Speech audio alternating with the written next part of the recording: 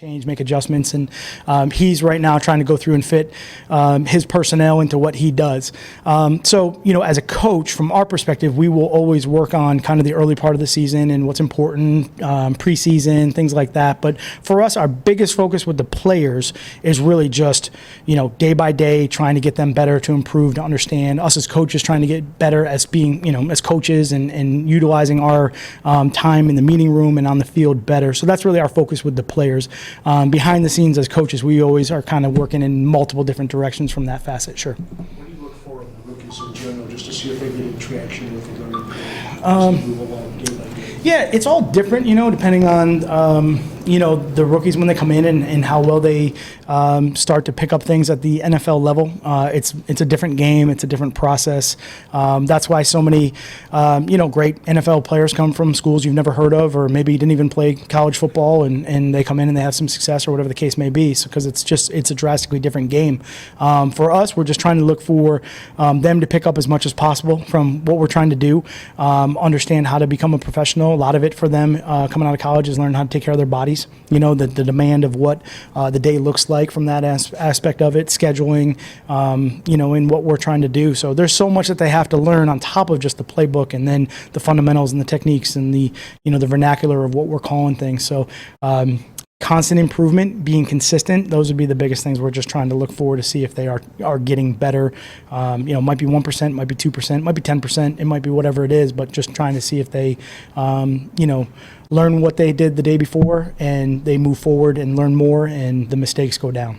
Yeah, I would think about the tweaks to the pass interference, that NFL pass, the tweaks to kind of pass interference, what can you review, when it can be reviewed, who's doing it. Sure. Like, how do you approach that? Yeah, rules are a big thing for us. We coach a lot on the rules. We really try to educate our players on, what the rule book says. Sometimes it's going to be how the rules are interpreted. That's a big part of it too, and that changes by crew. It's something we track during the year, and we talk to the crews before the games. We let our players know certain aspects of what they call, what they don't, what they look for, who calls it, in what situations. We'll even dial it down to some cases where by formation, we'll let them know who's watching what and who's taking a look at different aspects of it. Sometimes we pick up stuff from other teams and how they're handling some of the situations that are out there and coaching their players better to not be in those situations. So all of the rules, we're always going to coach within the rules. We're going to coach it, and just make sure that we give our players all the information we can with that. And every year something changes. There's a point of emphasis. Maybe the rule doesn't change, but there might be more of a point of emphasis that we have to make sure our players understand. Look, this is what's going to be called, or this is where the trends of what they're going to be looking for changes.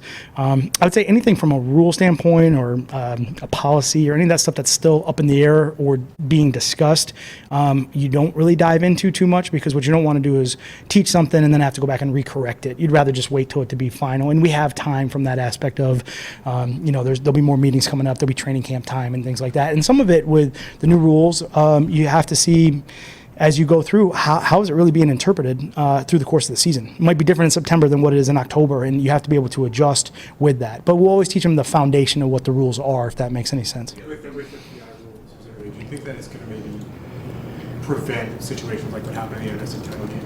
Do you think that's the big impetus? I don't know. We'll have to see where it goes from that situation. I think there's, obviously that's a hot topic from that game. That play, I think there's so many other things that go into the game. And, we have plays that happened in our season that, dictated wins and losses and stuff like that, where those rules, if they do get changed or whatever rule does get changed, can influence and affect a game. And it's real easy for us to then go back to our tape, because our guys are we're in the middle of that, and then say, hey, this is the situation, this is what came up, if this changes, this is how this could change, and then try to educate them from that standpoint. So, we'll see what happens. Darabell's talked about getting Stafford to do some things he hasn't done before. Okay. How do you go about, with a 10-year vet, especially guys played in one place the whole time, finding out sort of what that next step is for a guy? Yeah, great question. I think for all of it, look, we have guys that play in the NFL a long time, and the great thing is those guys that usually are in the NFL a long time are always trying to get better, at things. So, it's a big blanket statement. I know that we're kind of building off of a sentence there, but really the point is we're just trying to get everybody better, and maybe there's going to be things that we ask players to do, whoever it is across the board, that maybe they haven't done before. It's not as in something that we need to reinvent or because this is going to make them a great player. It's just because maybe that's the direction that something, one side of the ball scheme, whatever it might go in that area. I coached a player by the name of Junior Seau who had been in the league, a long time and had seen a lot of great football. But the beauty was he was always trying to get better, learn, improve, and do things that he hadn't done before, and just be a better player. And that's the competitiveness of what the guys are in the NFL and what they want to do, and how they're always trying to just get an edge one way or the other. So that's a pretty normal thing. Sort of a follow-up to that, I think we've asked you about what this offense means for Stafford and the run game and the offensive line. Just push farther out. Are the wide receivers dealing with different responsibilities in the scheme than they were? Yeah, you know what? Anytime you adjust schemes or put in new plays, right, it doesn't really matter because a lot of things in the NFL are actually all the same. They're just called different things or different points of emphasis. But I would say this, in general, for the wide receivers, when we focus or concentrate on one area, say, for instance, the run game, and we're going to dial into running backs and linemen, but there's tight ends, there's wide receivers involved, there's formationing, there's technique involved with those guys and how they block and, what they do and the plays that come off of that. So anytime you adjust anything along those lines, it affects everybody. It affects the entire 11 that are out there on the field because they all have to work in unison together in order for the play to be successful. So, all of it is a great opportunity for us right now, and really all three phases. Think about it: special teams, offense, and defense, to install and put new concepts in, and to teach and see a little bit kind of what fits our personality of a team. And some of that aspect for us will change depending on who's out there playing. So all that ties into it. Yep, it's okay. I'm sorry. That's okay. Bless you. How do you feel about the NFL banning the Oklahoma drill and practice? Yeah, good question. I haven't really followed it too much because, again, I looked briefly and saw what their definition of Oklahoma is. There's drills we call Penn State, Oklahoma, Syracuse, doesn't really matter. I think the whole point is the NFL is trying to keep the players safe, which is our number one priority, and put them in positions where we're trying to decrease the risk of injury. And I think no matter what drill we do, tackling, turnovers, team, any of that stuff, we're always trying to coach and teach in a proper manner where guys aren't going to get hurt. So, whatever the NFL, they decide and go through whatever the rules are, it is, and, we'll abide by that. But certainly, we're just trying to get guys in good positions to learn how to react and how to be safe in all of those. So, a drill that one team calls Oklahoma, we might call Penn State. I don't know really what, their definition of all that is. We do drills that may look the same, but is it the same outcome? I don't know. We'll just have to sit down and have that conversation. Someone from a teaching standpoint, a half line drill, every single team runs some version of Yeah, that. sure. What do you lose? You know what? What's interesting about the half line and what's called 9-on-7, right? Traditional 9-on-7 where you load the box and kind of do the run fits from that standpoint. One of the things we did, I'm sorry, did I answer your question? Are you okay? One of the things that we did from that aspect to kind of change it up, 9-on-7 was a great drill when it used to be, let's call it 21 personnel, regular defense, kind of line up, get your run fits. It's really been such a small percentage of our game right now, call it in the 23 percentile of how many reps we actually see out of those looks. Back in the day when it was 87% of what we used to do, it was great. We got a lot of good run fits. There was a scheme. The gap responsibilities changed. The fronts changed. So offensively, they were getting good work. Insertion plays with the fullback or the extra tight end was important. All that stuff was really good. As the game has changed to call it some teams that run the zone and stretch sort of concepts, kind of the man-on blocking with guys getting movement, things like that. When you do that in some of those 9-on-7 drills, I've actually found situations where pileups occur, guys are on the ground, you have more opportunities for maybe ankle, knee, lower leg, lower extremity kind of situations that you're trying to avoid.